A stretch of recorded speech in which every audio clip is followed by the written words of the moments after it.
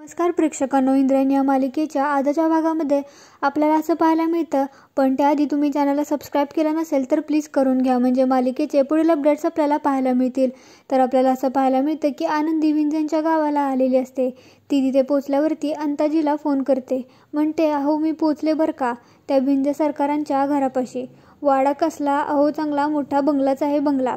Hello hello असं ती म्हणत असते, पण पुढून काही आवाज येत नसतो, म्हणून ती फोन ठेवून देते. ती लांबूनच पाहत असते तर तिला कोणाचा तरी आवाज येतो तिथून, आणि मग ती तिथे जरा पुढे जाते आणि थांबते. तो पुढचा 2 माणूस बोलत असतात. तिला काही नक्की दिसत नसतं की कोण आहेत. पुढून आवाज येतो की कधी देतोस तू अरे पैसे माझे. दुसरा माणूस म्हणतो 4 दिवस थांब, माझा बँकेचा प्रॉब्लेम झालाय. तो माणूस म्हणजे विंजेत असतो बरं का.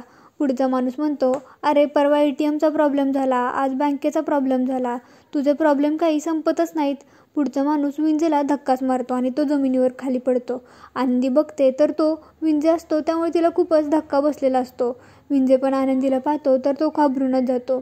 तो पुढचा माणूस गुंड असतो, तो म्हणतो आणि त्याची विंजेची कॉलर धरतो आणि त्याला उठवतो. विंजे आनंदीकडे बघतो आणि त्या माणसाला सांगतो विंजे सरकार म्हणतात मला, कॉलर सोड. कॉलर कोणाची धरतो तू. पुढचा माणूस म्हणतो आता कॉलर नाही, कानफाटच फोडतो तुझं.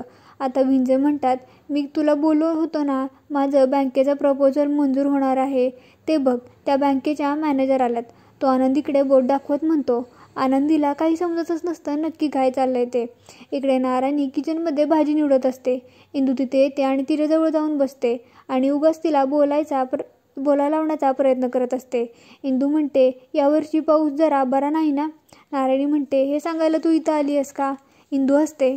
नारायणी म्हणते दात कशाला काढतीयस. इंदू म्हणते अगं मी हसरीच आहे लहानपणापासून. नारायणी म्हणते हे सांगायला आली आहेस का तू इथं मग. इंदू म्हणते नाही, काल व्यंकू महाराजांचं कीर्तन इतकं छान झालं, काहीच्या काहीच, पण तू आली नव्हतीस ना. तुला माहिती आहे का, खूप छान कीर्तन होतं आणि त्यात व्यंकू महाराजांनी अर्जुन आणि सुभद्रेची गोष्ट सांगितली. तुला सुभद्रा हरणाची गोष्ट माहिती आहे ना. नारायणी म्हणते हो माहिती आहे. इंदू म्हणते काय होतं मग त्या गोष्टीत. नारायणी म्हणते काल ऐकलीस ना, मग आता माझ्याकडून वेगळं काय ऐकायचं आहे तुला. इंदू म्हणते अगं प्रत्येकाचं सांगणं वेगळं असतं ग, तू सांग ना. हे बघ मी तुझ्यासमोर हात जोडते, प्लीज सांग ना. नारायणी मग सांगते. श्रीकृष्ण आणि बलरामाची बहीण सुभद्रा, तिचं स्वयंवर असतं. श्रीकृष्णाला कळतं की सुभद्रेचं आणि अर्जुनाचं एकमेकांवरती खूप प्रेम आहे. इंदू म्हणते पुढे. नारायणी म्हणते मग श्रीकृष्ण अर्जुन आणि सुभद्रेला बोलावतो आणि त्या दोघांना पळून जाण्याचा सल्ला. असं म्हटल्यावर तेवढंच नारायणीच्या लक्षात येतं. ती बोलायची थांबते आणि इंदूकडे बघते. इंदू म्हणते म्हणजे श्रीकृष्ण अर्जुनला पळून जाण्याचा सल्ला देतो का. नारायणी खूपच शांत बसलेली असते. इकडे इंदू तिच्याकडे बघते आणि हसते. इकडे विंजे आनंदीकडे येतात आणि म्हणतात अहो काय मॅडम एवढा उशीर करताय का. हे असं तुम्ही उशिरा येताना म्हणून असे रस्त्यावरचे लोक माझी कॉलर धरतात पैशांसाठी, आणि हे सगळं तुम्ही प्रॉपर्टी बघायला आला आहेत ना. हे बघा माझी प्रॉपर्टी काय बघायची ती बघा, काय इन्स्पेक्शन करायचे ते करा आणि माझं प्रपोजल मंजूर करा. आनंदीला काही समजतच नसतं नक्की काय चाललंय. तो माणूस म्हणतो तुम्ही बँकेतून आलाय का. विंजे म्हणतात मग कुठून आलात त्या. अरे येडा आहेस का तू.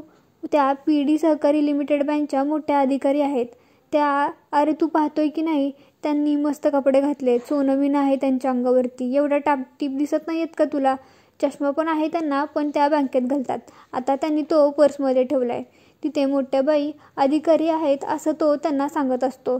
इकडे आनंदीला समजतच नसतं. त्या इथं माझ्या प्रॉपर्टी बघायला आल्यात, त्या सर्वेसाठी आल्यात असं तो त्या माणसाला सांगत असतो. विंजे आनंदीला म्हणतो ओ मॅडम अहो काय आहे ती प्रॉपर्टी सर्वे करा आणि माझं प्रपोजल एकदाचं मंजूर करा लवकरात लवकर. तो माणूस म्हणतो 1 मिनिट मॅडम, तुम्ही खरंच बँकेतून आलात का. विंजे म्हणतात ओ मॅडम अहो काहीतरी बोला की. अहो फक्त मी एकटाच बोलतोय. अहो तुम्ही पण काहीतरी बोला. त्या माणसाला जरा संशय आलेला असतो. विंजे आनंदीजवळ जातो आणि म्हणतो कधी करणार आहे माझं प्रपोजल मंजूर, नाहीतर मला माझं प्रपोजल घेऊन दुसऱ्याच्या बँकेत जायला लागेल. तो हसतो. इकडे नारायणी उठून लांब जाते आणि इंदू काही वेड्यासारखं काही बोलू नकोस असं इंदूला म्हणते. इंदू तिच्याजवळ जाते आणि म्हणते अगं जो उपाय देवाला पटला मग तो उपाय माणसांना का चुकीचा वाटतो. नारायणी म्हणते इंदू तू लहान आहेस, तू बोलतेस केवढी, आणि हे सगळं तुला सोपं वाटतं का. इंदू म्हणते हो सोपंच आहे, सुभद्रेने केलं मग तुला काय अवघड जातंय. नारायणी म्हणते इंदू गप्प बस. इंदू म्हणते मी नाही गप्प बसणार. अगं ऐक माझं, आनंदात राहशील तू. नारायणी म्हणते इंदू नाही, तिथं नाक नको खुपसत जाऊस तुझं. आणि ती तिथून निघून जायला निघते. इंदू म्हणते तू काल काय केलंस ते सांगू का व्यंकू महाराजांना? नारायणी घाबरते आणि इंदूजवळ येते आणि म्हणते मी पाया पडते तुझ्या, प्लीज काकांना यातनं काहीही सांगू नकोस. मी दिली ना गोपाळला शपथ, मी असं काहीही करणार नाही गं कधी. खरंच यापुढे मी असं कधीही करणार नाही. मी मोडेल का गोपाळची शपथ? इंदू म्हणते ठीक आहे, पण तुझ्या आनंदाचं काय? नारायणी म्हणते इंदू परत तोच विषय नको ना काढू, त्रास नको ना देऊस. इंदू तू लहान आहेस, सगळ्याचे परिणाम काय होतील हे तुला माहीत नाहीत. इंदू हसते आणि देवाजवळ जाते, हात जोडते, म्हणते अगं मी कुठं माझ्या मनाचं सांगतेय, मी हे तर साक्षात देवानंच दिलेला सल्ला आहे हा. योग्य असेल, खरं असेल तर काय हरकत आहे. प्रत्यक्ष भगवंतांनी सुद्धा आपल्या बहिणीच्या मनाचा विचार केला. इथे आपल्या मुलीचा हक्क नाकारणारे आपण कोण? जर आपला हेतू शुद्ध असेल तर देवसुद्धा आपली साथ देतो, आपल्या पाठीशी उभं राहतो. काय मौली, पटतंय का? नारायणी रडतच असते. इकडे विंजे आनंदीला म्हणत असतात काय कधी करताय मंजूर? आनंदी म्हणते मंजूर? विंजे म्हणतात अरे मंजूर आणि स्वतःच्या हातावर टाळी देतात. मंजूर मंजूर म्हणत ते परत त्या माणसाजवळ जातात आणि म्हणतात पाहिलं ना मॅडमनी लोन मंजूर केले आपले. हे अधिकारी लोक आहेत ना, बँकेचे काम लेट करतात पण थेट करतात. आनंदी म्हणते तो आनंदीला म्हणतो मॅडम माझे पैसे कधी देणार आहे? माझ्या अकाउंटला पैसे कधी येणार आहेत? आज शनिवार आहे, सोमवारपर्यंत पैसे येणार आहेत की नाहीत? नाहीतर मी दुसऱ्या बँकेत जाईन हा माझं प्रपोजल घेऊन. येतील ना पैसे सोमवारी? आनंदी म्हणते हां. विंजे म्हणतात हां म्हणजे? मॅडमचं हो असतं. हे बघ ये सोमवारी माझ्या अकाउंटला पैसे येतील, सोमवारी दुपारी येऊन माझ्याकडून पैसे घेऊन जायचे आणि बोलल्याप्रमाणे वरचे 3,000 पण घेऊन जा, असं तो त्या माणसाला सांगत असतो. तो दुसरा माणूस आनंदीकडे बोट करतो आणि म्हणतो मॅडम तुमच्या भरवशावर सोडतोय मी, जर सोमवारी माझे पैसे नाही भेटले तर याला कपडे काढून कुत्र्यासारखा मारेन. नंतर तो माणूस विंजेला म्हणतो चुना लाव्या. विंजे म्हणतो ही वेळच येणार नाही, पैसे येणार तर येणार, म्हटलं ना तर येणारच, चल न घितून. तो माणूस म्हणतो चल तू निघित ना, आणि तो गाडी काढून माणूस निघून जातो. आनंदी रस्त्यातून बाजूला होते. ते गेल्यावरती विंजे म्हणतो चल रे चल, तुझे पैसे सोमवारी देतो. विंजेकडे पैसे मागतो काय? तुझ्यासारखे 56 पाहिलेत मी, चल निघ. आणि नंतर तो हसतो आणि म्हणतो मोठ्या बाईसाहेब चला की तुम्ही आजच आले आहेत ना, तर विंजे सरकारांचा वाडा दाखवतो चला. आनंदी पुढे बंगल्याकडे जायला निघते, पण विंजे मात्र उलट्या दिशेने मागे फिरतात. आनंदीला वाटतं की तो बंगला ह्यांचाच आहे, पण तिला खूप धक्का बसतो.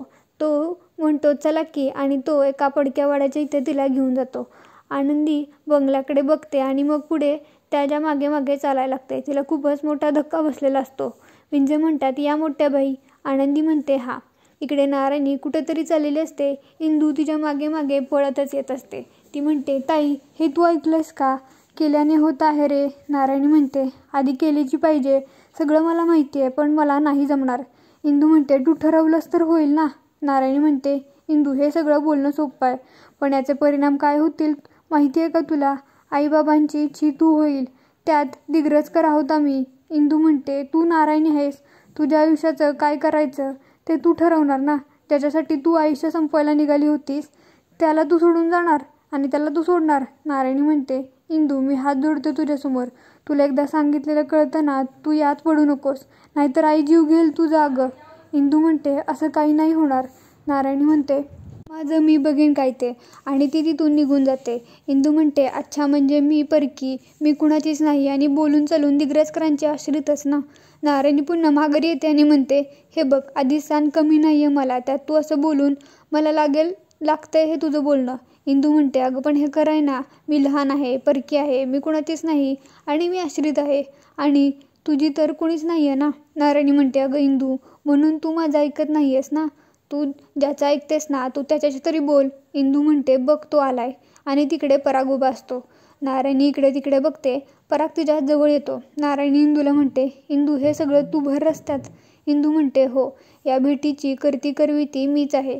पराग म्हणतो नारायणी हे बघा जे काही झालं ते. नारायणी म्हणते मला माफ करा, पण हे सगळं मला नाही जमणार, आणि ती तिथून निघून जाते. पराग म्हणतो हो नारायणी ऐकून तर घ्या.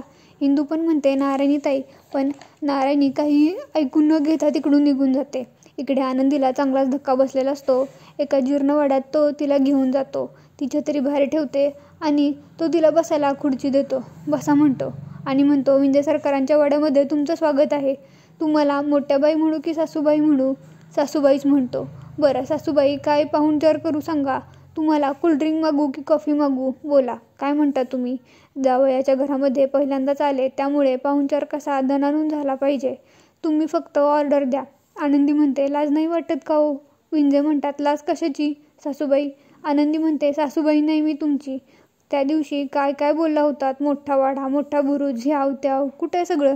नुसता पडका वाडा आहे हा, रंग गेलेला. मोठं घर आणि पोकळ वारसा आणि वारा जाई भसा बसा.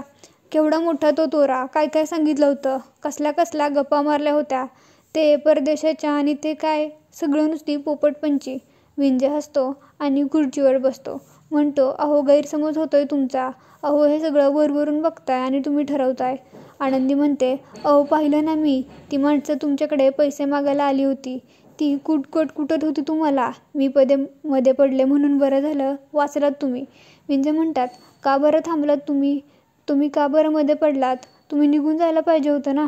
आनंदी म्हणते, देवा नारायणा, बरी मला बुद्धी दिली आणि म्हणून मी इथवर आले. नाहीतर आयुष्यभराचे फसले असते मी ह्या घरात. मी माझी पोरगी देणारच नाही आहे ह्या घरात आणि ती तिथून निघून जायला निघते. विंजे म्हणतो, मग काय औषध कुठेला देणार आहेत का? ती 17 ठिकाणी नाकारलेली पोरगी. आनंदीला जबरदस्त धक्काच बसतो. विंजे म्हणतो, पराग नाव आहे ना त्याचं? म्हणजे तुमच्या मुलीनं तोंड काळं केलं म्हणून तुम्ही प्रेमनाथ विंजे सरकारला तुमची मुलगी चिटकवताय काय? इकडे इंदू, आदू, गोपाळ मंदिरात असतात. आदू म्हणतो, जर नारायणीताईचं जर असतं तो बोलतच असतो, इतकतच घंटी वाजते. गोपाळ त्याला गब्बस म्हणतो. मंदिरात कोणीतरी दर्शनासाठी आलेलं असतं. ते गेल्यावरती आदू म्हणतो, जर नारायणीताईच तयार नसेल तर आपण काय करणार आहे ना? गोपाळ म्हणतो, अरे तसं नाही रे आद्या, आपण तिला तयार करायचं. खरं तर तिच्या मनात आहेच, पण ती जरा घाबरतीये. तिला कळत नाहीये. आदू म्हणतो, मग घाबरते तर कसं होणार दादा? आदू म्हणतो, इंदू अगं तू मेन आहेस ना, काहीतरी आयडिया दे ना. इंदू म्हणते, अरे मला काय वाटतं, एकूणच ही सिच्युएशन खूपच डेंजर आहे रे. ह्यात आपल्याला एकच व्यक्ती मदत करू शकते. गोपाळ आदू एकदम म्हणतात, कोण? इंदू हसते आणि म्हणते, व्यंकू महाराज. इकडे व्यंकू महाराज यात आपल्याला सगळ्यात मदत करू शकतात. इकडे व्यंकू महाराज वकिलांकडे आलेले असतात. ते म्हणतात, वकील साहेब तुम्ही मार्गदर्शन केल्याप्रमाणे तिन्ही कस्टडियनच्या सह्या मी या कागदपत्रांवरती आणलेल्या आहेत. वकील ते बघतात आणि म्हणतात, व्यंकू महाराज ते सगळं बघून मी घेतोच. पण व्यंकू महाराज म्हणतात, काय आहे वारसा हक्काने ते जमीन इंदूचीच आहे, पण कागदोपत्री हे सगळं फुलप्रूफ झालेलं बरं ना. वकील म्हणतात, आता पुढे जे काही करायचं ना ते मी करतो. तुम्ही काळजी करू नका, निश्चिंत राहा. व्यंकू महाराज म्हणतात, रामकृष्ण हरी. वकील पण म्हणतात, रामकृष्ण हरी. आणि इथेच हा भाग संपतो. आपल्याला